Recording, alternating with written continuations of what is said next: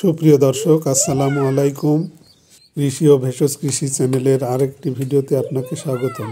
আজকে আমি আলোচনা করব কবুতরের বাচ্চাকে কিভাবে কবুতর খাওয়ায়, লাক্ষা কবুতর তার বাচ্চাকে কিভাবে খাইয়ে বড় করে বিষয়ে আলোচনা করব।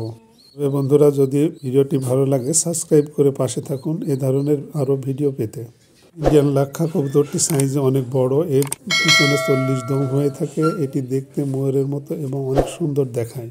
তবে বাচ্চা ফোটানোর ক্ষেত্রে এর কিছুটা সমস্যা হয়, কারণ এর পিছনে লেজ থাকায় ব্রিডিংয়ের সমস্যা হয়। অনেক সময় ডিম জমতে চায় না, কিন্তু এর বাচ্চাকে খুব সুন্দর খাওয়ায়।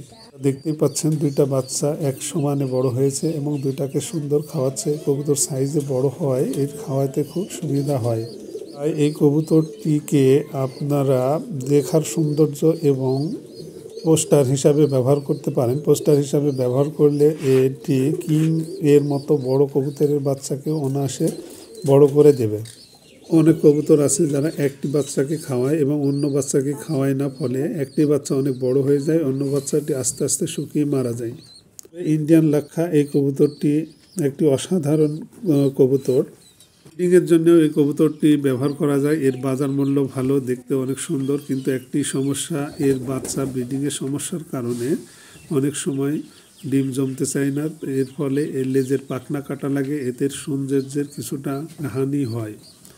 ফলে এর দেখতে অনেক সময় খারাপ মনে হয়। অনেকে লেজের পিছনের অংশ কেটে ফেলে।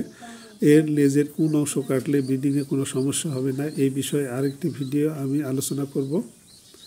তাই আমার মনে হয় এটাকে পোস্টার হিসাবে ব্যবহার করলে সব থেকে ভালো হয়, অর্থাৎ এর সৌন্দর্যের হানি হবে না, অর্থাৎ এর সৌন্দর্য নষ্ট হবে না, দেখতে অনেক সুন্দর লাগবে। প্লাস আপনি যে ডিম বা যে বাচ্চাই দেন, এই কবুতর ঠিকঠাক বাচ্চা তৈরি করে দেবে ইনশাল্লাহ।